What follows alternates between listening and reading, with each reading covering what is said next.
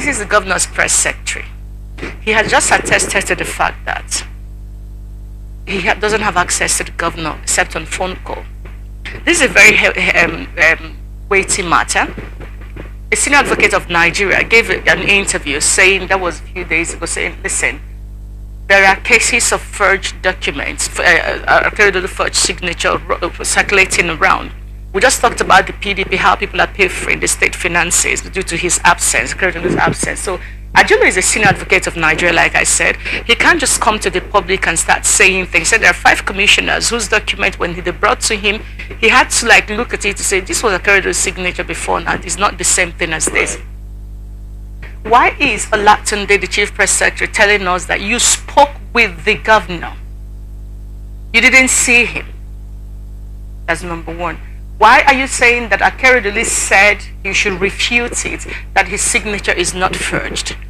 Because you told us that Akeredolu is yet to release the document that says signatures were forged.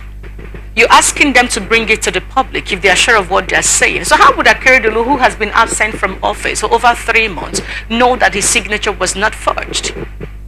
You see, are you going to ask him to refute it? You see where we're having problem in our system. I wish I was born a white. Maybe in UK, I would have, no, I wouldn't have loved it because I wouldn't be eating gari in that place. But however, look at the game here. Look at what is going on. First, let us be civil and objective.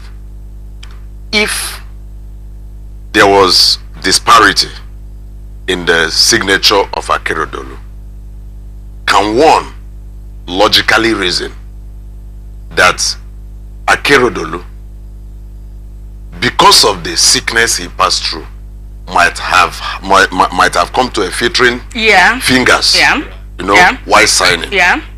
It is possible that there could be incoherence in his signature. It is possible because we have to be logical first before we think of maybe criticizing whoever.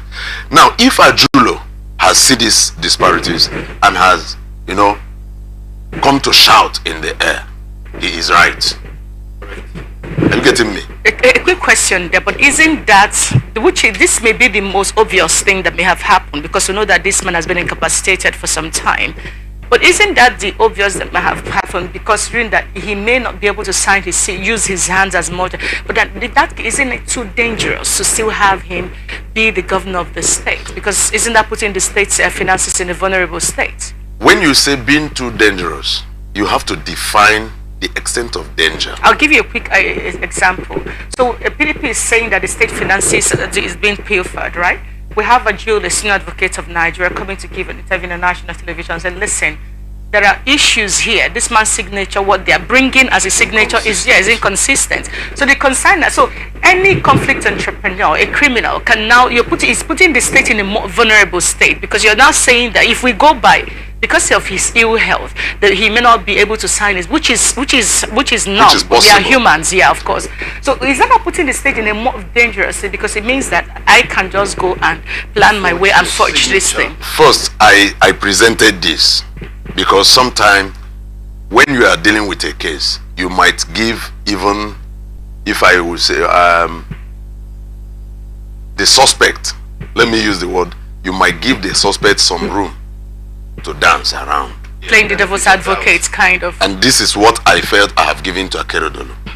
But look at the other side of it.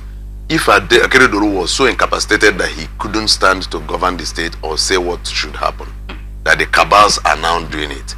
This is human environment.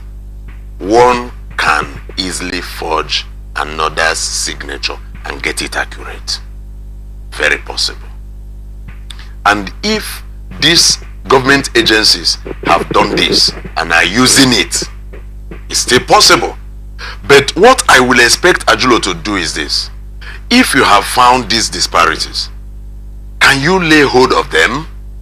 Yeah, he said he has. Now, let him present it. Let him go to court and present this and defend this.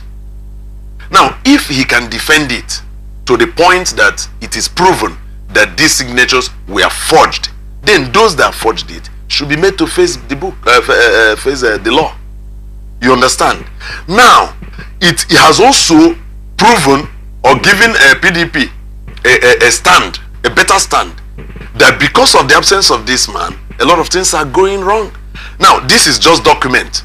What of checks?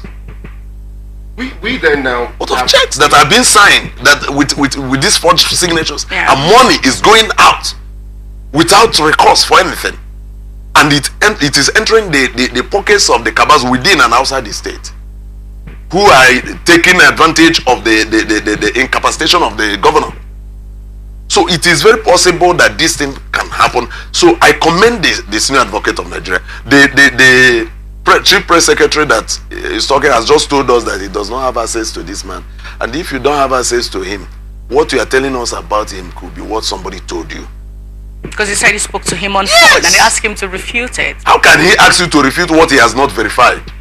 Akeredolu should know that somebody can. If they told me that somebody forged my signature, the first thing I would say, let me see it and be sure that it is not the one I signed.